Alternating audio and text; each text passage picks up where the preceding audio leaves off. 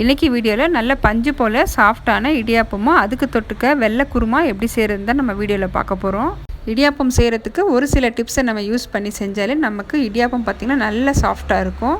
இந்த ரெசிபியை பார்க்குறதுக்கு முன்னாடி நம்ம சேனலுக்கு இப்போ தான் ஃபஸ்ட் டைம் வரீங்கன்னா சேனலை சப்ஸ்கிரைப் பண்ணிக்கோங்க. இப்போ வாங்க இந்த ரெசிபி எப்படி பண்ணுறதுன்னு நம்ம வீடியோக்குள்ளே போய் பார்த்துடலாம்.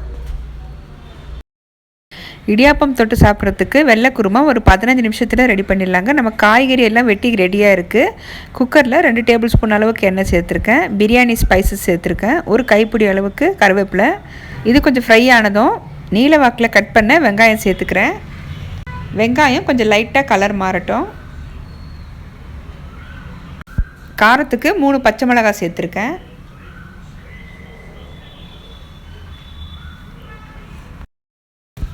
ஒரு ஸ்பூன் அளவுக்கு இஞ்சி பூண்டு பேஸ்ட்டு சேர்த்துருக்கேன்.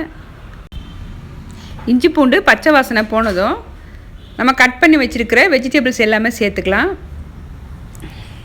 வெஜிடபிள்ஸ் சேர்த்துட்டு நல்லா ஒரு தடவை கலந்துக்கோங்க. இந்த குருமாவுக்கு தேவையான அளவுக்கு உப்பு சேர்த்துக்கிறேன். நான் இன்றைக்கி சேர்த்துருக்கிற வெஜிடபிள்ஸ் பார்த்திங்கன்னா கேரட்டு, பீன்ஸு, பட்டாணி, உருளைக்கிழங்கு சேர்த்துருக்கேன். நீங்கள் காலிஃப்ளவர் கூட சேர்த்துக்கலாங்க. இப்போ இந்த குருமாவுக்கு மசாலா ஒன்று அரைச்சிக்கலாங்க. அரை முடி தேங்காய் எடுத்திருக்கேன். 10 ஊற வச்ச பாதாம் சேர்த்துருக்கேன். நீங்கள் முந்திரி பருப்பு கூட சேர்த்துக்கலாம். அரை ஸ்பூன் அளவுக்கு சோம்பு சேர்த்துட்டு தேங்காய் நல்லா நைஸாக அரைச்சி எடுத்துக்கலாம். இப்போது அரைச்ச தேங்காய் பேஸ்ட்டு சேர்த்துக்கலாம். தண்ணி நமக்கு எந்த அளவுக்கு திக்னஸ் தேவையோ அந்த அளவுக்கு தண்ணி சேர்த்துக்கலாங்க. தண்ணி சேர்த்துட்டு கலந்து விட்டு நம்ம குக்கர் க்ளோஸ் பண்ணிக்கலாம். இப்போ குக்கர் க்ளோஸ் பண்ணி 2 விசில் விட்டு எடுத்துக்கலாம். இப்போது ஒயிட் குருமா பார்த்திங்கன்னா ரெடி ஆகிடுச்சுங்க. இப்போ இடியாப்பம் எப்படி செய்கிறதுன்னு பார்த்துடலாம். மெஷரிங் கப்புக்கு 2 கப் அளவுக்கு பச்சரிசி மாவு நல்லா சலிச்சிட்டு எடுத்திருக்கேன். நான் ரேஷன் பச்சரிசி 1 கிலோ அளவுக்கு எடுத்து நல்லா கழுவிட்டு 3 மணி நேரம் ஊற வச்சு வெயிலில் காய வச்சு நான் நல்லா மிஷினில் கொடுத்து அரைச்சி எடுத்து வச்சுருக்கேங்க. அரைச்ச இந்த அரிசி மாவை நம்ம லைட்டாக வறுத்துட்டு செஞ்சுக்கலாங்க. அப்போ தான் நமக்கு இடியாப்பம் காலையில் செஞ்சு மதியம் வரைக்குமே நல்லா சாஃப்டாக இருக்கும். நல்ல மிதமான தீயிலேயே ஒரு 5 நிமிஷம் மாவு சூடு ஏறினா போதுங்க. இப்போ பார்த்திங்கன்னா லைட்டாக மாவு நல்லா சூடாக இருக்குது. இப்போ ஸ்டவ் ஆஃப் பண்ணிக்கலாம்.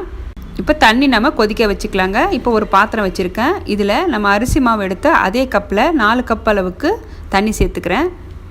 இந்த மாவுக்கு தேவையான அளவுக்கு ஒரு 1/4 டீஸ்பூன் அளவுக்கு உப்பு சேர்த்துக்கிறேன்.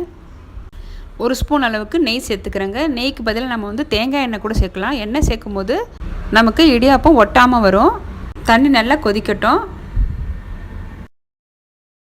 இப்போது தண்ணி நல்லா கொதிக்க ஆரம்பிச்சிருக்கு. இப்போது வறுத்த அரிசி மாவை நான் ஒரு பாத்திரத்தில் சேர்த்துருக்கேன். கொதித்த இந்த தண்ணியை கொஞ்சம் கொஞ்சமாக நம்ம பார்த்துட்டு சேர்த்துக்கலாங்க. ஏன்னா ஒவ்வொரு அரிசி மாவுக்கும் ஒவ்வொரு அளவு இருக்கும். தண்ணி கூடவோ குறையவோ இருக்கும். நம்ம பார்த்துட்டு சேர்த்துக்கலாம். இந்த அரிசி மாவுக்கு பார்த்திங்கன்னா 4 கப்பு தண்ணி எடுத்திருந்தேன். எனக்கு 3.5 கப் அளவுக்கு தண்ணி கரெக்டாக இருந்துச்சு. மாவு பாருங்கள், தொட்டு பார்க்கும்போது நமக்கு பதம் கரெக்டாக இருக்குது. 1/2 கப் அளவுக்கு தண்ணி எனக்கு மீந்திருக்கு. கொஞ்சம் நேரம் ஆறட்டும். சூடு ஆறினதும் நம்ம கை வச்சு பிசைஞ்சிக்கலாம். இப்போ பார்த்தீங்கன்னா மாவு நல்லா சூடு ஆறி வந்திருக்கு. நல்லா ஒரு தடவை கலந்துக்கலாங்க. நான் இடியாப்பம் செய்கிறதுக்கு அச்சு ரெடியாக எடுத்து வச்சுருக்கேன். உள்ளே கொஞ்சம் எண்ணெய் சேர்த்துருக்கேங்க. மாவு எந்த அளவுக்கு வைக்க முடியுமோ அந்த அளவுக்கு மாவு வச்சு நம்ம க்ளோஸ் பண்ணிக்கலாம். ஒரு பக்கம் பார்த்திங்கன்னா இட்லி பாத்திரத்தில் தண்ணி ஊற்றி வச்சுருக்கேன். தண்ணி நல்லா கொதிச்சிட்ருக்கு. நான் இட்லி பிளேட்டில் துணி போட்டு இடியாப்பம் ரெடி பண்ணிக்கிறேங்க. நமக்கு மாவு பாருங்கள் எந்த அளவுக்கு சாஃப்டாக பிழிய வருது. மாவு ரொம்பவும் கெட்டியாக இருந்ததுன்னா நமக்கு பிழியறது கஷ்டம். இது பாருங்கள் கரெக்டாக இருக்குது. நமக்கு பிழியறதுக்கு ரொம்ப ஈஸியாக இருக்குது. இப்போது இட்லி பாத்திரத்துக்குள்ளே வச்சு நம்ம 10 நிமிஷம் ஆவியில் வேக வச்சு எடுத்துக்கலாங்க. க்ளோஸ் பண்ணி வைக்கலாம், வேகட்டும். இப்போது ஒரு ட்ரிப்பு இடியாப்பம் நான் ரெடி பண்ணிட்டேங்க. பாருங்கள் எந்த அளவுக்கு சாஃப்டாக இருக்குன்னு. நமக்கு துணியில் கூட ஒட்டவே இல்லை. கையில் எடுக்கும் போதே உங்களுக்கு தெரியும் எந்த அளவுக்கு சாஃப்டாக இருக்குதுன்னு. நம்ம காலையில் செஞ்சு மதியம் வரைக்குமே நல்லா சாஃப்டாக இருக்கும்.